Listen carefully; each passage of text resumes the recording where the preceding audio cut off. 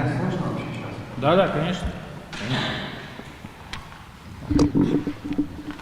Как и ранее докладывали, имеется в виду количество населения, цифра она остается прежней, если брать официальную статистику, 65 тысяч, но мы свою работу строим из расчета, что у нас в городе проживает порядка 75 тысяч человек, из которых пенсионеров 11 400, из которых 8 400 получают российскую пенсию в том числе.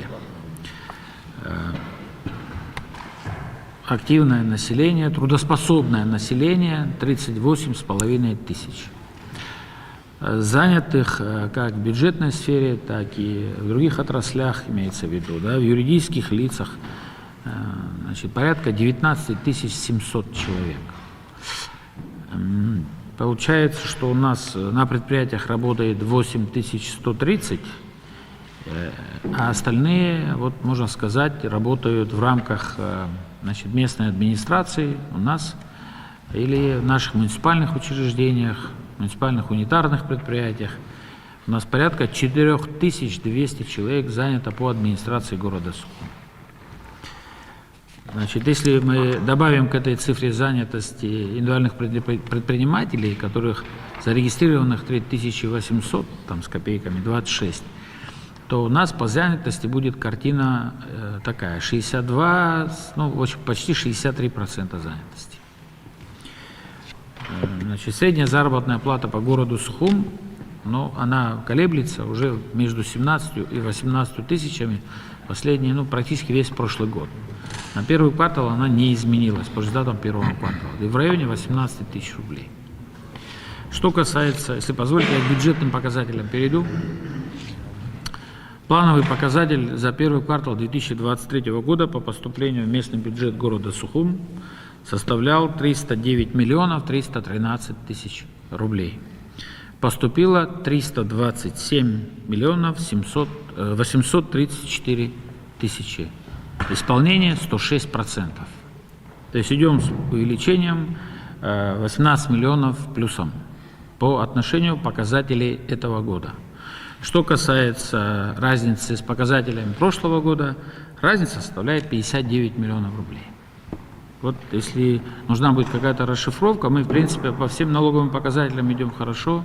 По земельному налогу, который нас всех беспокоит, с теми, ну, в общем, как сказать правильнее, да, взиманием тех налогов, которые раньше не были, то 135% у нас исполнение по земельному налогу, ну и все остальные, по большому счету, не менее 100%. Поэтому результат такой, Руслан Георгиевич. Есть один момент, мы пока, ну, нет у нас никаких таких предприятий или каких-то других показателей, что повлияло бы на показатели апреля месяца. Плановый показатель у нас в апреле 87 миллионов рублей. В этом году, в апреле месяце, мы уже пришли к 165 миллионам поступления.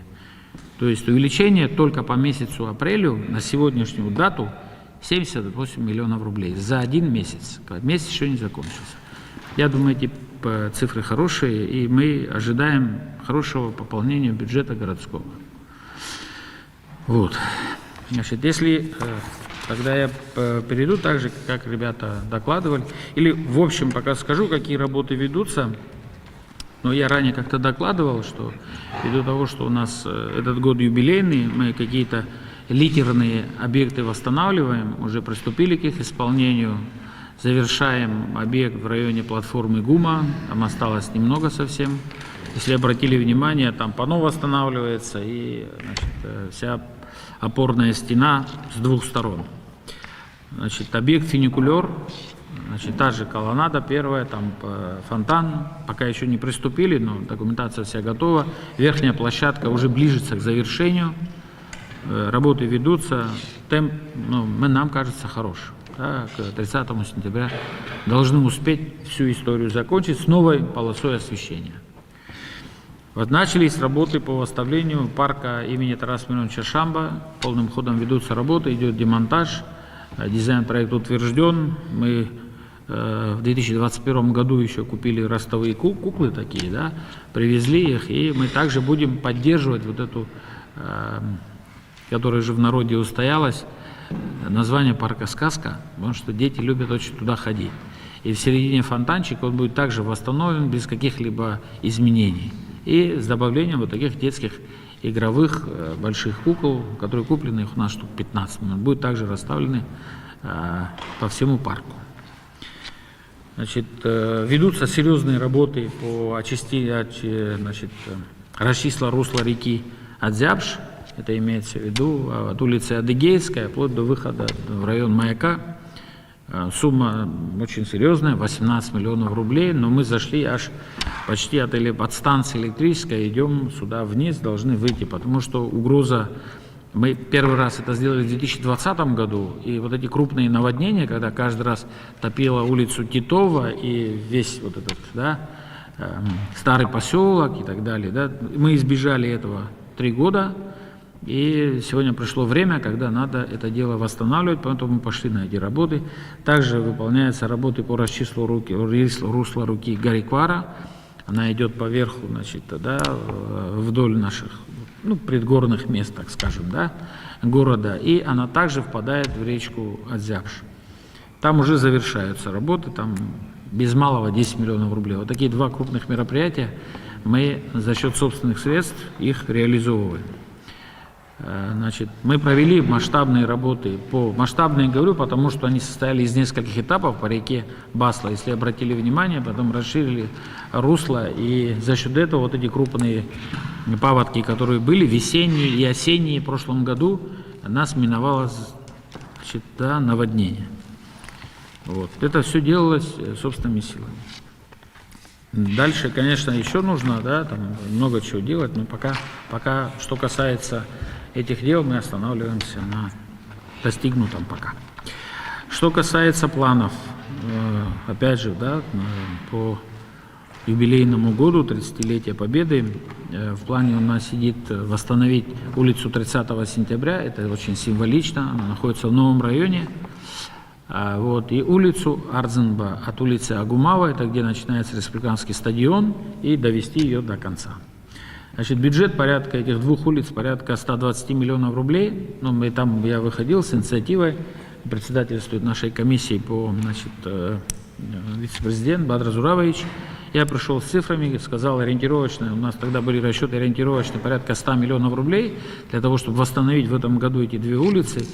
И мы в бюджете города готовы, значит, половину взять на себя, половину за счет средств, которые, если будет такая возможность, еще раз, да, половину тогда, если нас поддержит республиканский бюджет из тех денег, которые были предусмотрены на празднование юбилея. Вот. Значит, мы со своей стороны убежден теперь уже по результатам первого квартала, потому что дальше у нас месяцы должны быть, если нас курортный сезон не подведет, и с учетом той подушки, которую мы собрали за первый квартал, и особенно апрель, мы уже, в принципе, можем сказать, что мы спокойно можем прошлогодние деньги, 180 миллионов, перебрасывать на этот год и идти, значит, в их освоение по таким крупным, да, вещам, о которых я говорю. У нас пока нет решения городского собрания, нам надо с Минфином еще согласовать, поэтому я это все сейчас озвучиваю. Значит, мы в этом году построим 12 новых детских площадок, они у нас заложены. Значит, в прошлом году мы и восстановили, и купили, и там порядка 16 детских площадок по городу, из которых мы 4 восстановили, тоже штук 10 купили.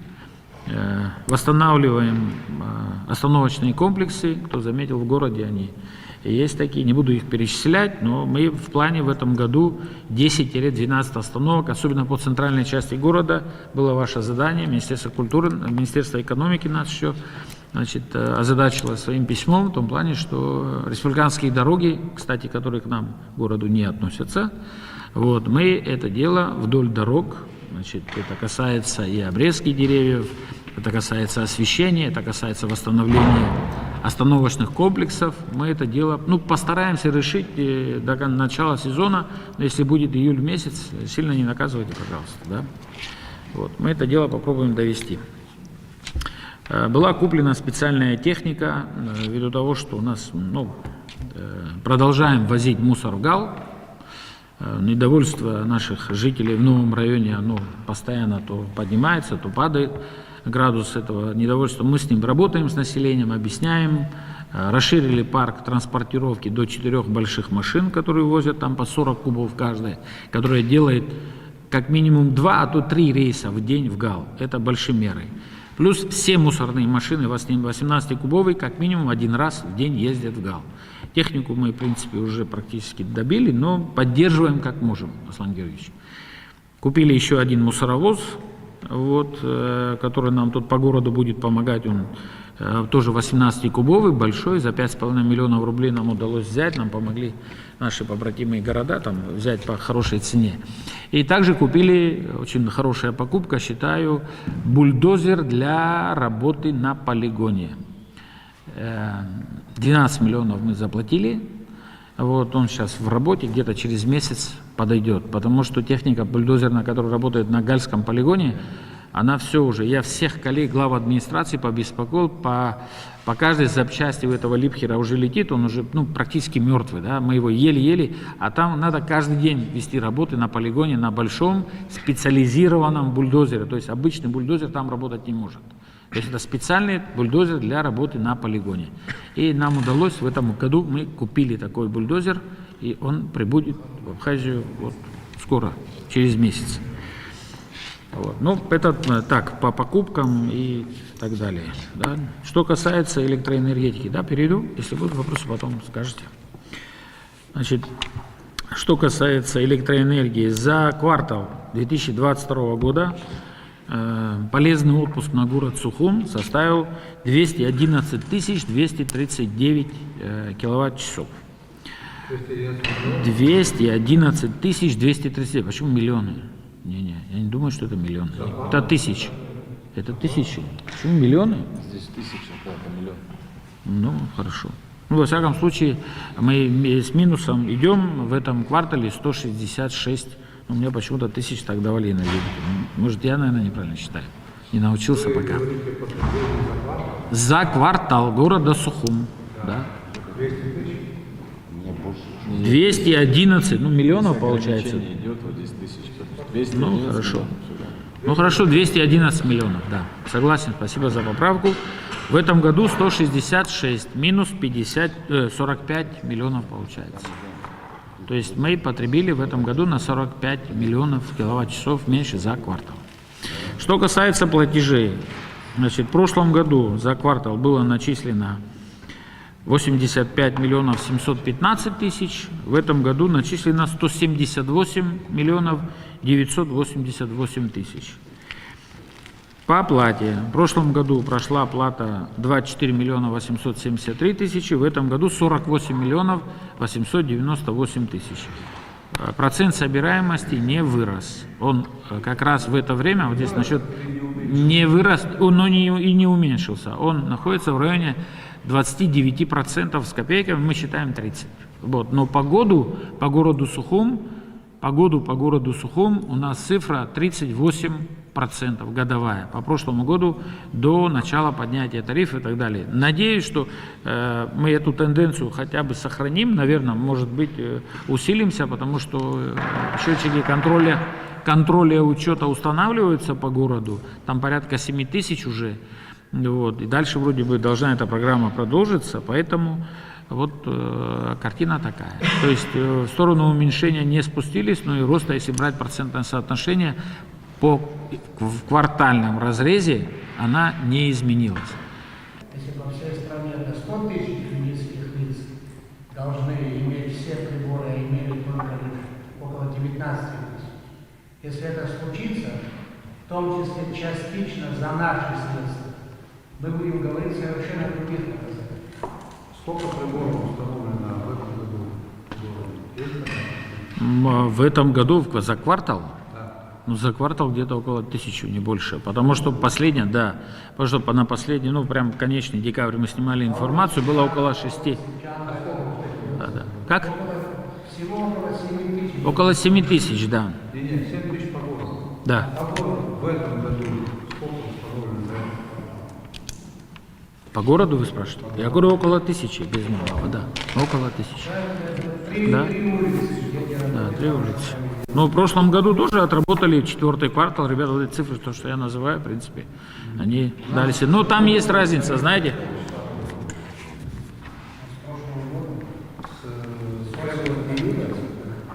Уже, если споры отбросить, множество споров, эти показатели сентябрь, октябрь. Ну, 4-й квартал, да, конец года. Конец года. Ну, вот эти новые приборы учета, чем лучше, и они технологически правильнее, да, потому что мы проводили работу, пока не началась новая установка новых приборов учета, старались восстановить старые, там дошли порядка 3,5-4 тысяч даже. Но когда пошли веерные отключения, сбой, аварийные ситуации, им очень долгое время нужно на перезапуск. Это имеется в виду старого поколения приборы учета. Им сутки нужно. Он уже включился, свет дает, но он не запускается. Ему сутки нужны на перезапуск, Аслан Георгиевич. Это не мои слова, А современные эту историю учитывают, и они прямо после перезапуска дальше начинают читать. У них там блок памяти и все остальное сделано. В всяком случае, так нам специалисты говорят. Поэтому от бывших старых приборов учета в нынешние, тогда таких проблем не было, и поэтому к этой проблеме не относились серьезно, так скажем, для того, чтобы их экстренно менять. Вот это количество, то, что назвал Александр Золотинскович, оно действительно, да, работало, и сразу там 95% мы имели, помните, Аслан Георгиевич? Оплата была очень высокая, там не было. Сейчас 80, я вам докладывал, 78 уточненная цифра была по городу Сухум, где установили счетчики, я вам докладывал, 78%, около 80, да. Такая ситуация. Да, так текущие работы ведутся. Мы в некоторых местах обратно эти дворы, бетонирование дворов, тротуаров. Видно по городу там, что делается. Не буду называть квадратные метры, они исчисляются тысячами. И такая работа ведется, не останавливается. Есть такие тоже вещи, как, допустим, улица Губечья. Нам позитив не помешает. Улица Губечья, например. Неважно, кому это принадлежит, за счет каких средств, Ну да. Ну, удалось восстановить сейчас, наверное, общими усилиями крышу на вот там, где сидит городской суд Сухумский. Удалось восстановить. Сейчас мы будем вместе с Минфином закрывать эти деньги. Вот. Есть одна ЧПшная ситуация. ЧПшная, говорю, потому что чрезвычайная ситуация. На самом деле сошел сель, прямо на границе Сухума и Сухумского района. Значит, Арцах, по-моему, улица, если не ошибаюсь, перекрыл движение. Это вот там, где живет Савелий Читанова, то, что мы считаем, около 5 миллионов рублей. Не около, уже с экспертизы документ пришел. Но это... а на селе, там был высокий забор, была подпорная стена, сель я ее так назвал, но она, видно, не выдержала этих обильных дождей, там оказался как котлован, и он треснул, и вместе с ограждением ушло это дело прямо на проезжую часть. Сейчас люди вынуждены ездить вокруг, но мы посчитали, вышли на 5 миллионов, тоже будем искать вариант решения. Вот. Так. Понятно. Что там в районе Эльбруса у нас делается? Эльбруса? В смысле гостиницы? Они пока разбирают, проект пока не представлен, так, чтобы его можно было пропустить через администрацию города, через все службы. И пока нет такого проекта, чтобы были представлены. Они занимаются пока демонтажом, уведомили нас, что готовят проект и будет представлен, когда они будут готовы. Все. Если брать только эту часть. В остальных решения принимались, и по апарт-отелю в том числе, и сейчас мы там временно как-то начинаем корректировать свои действия.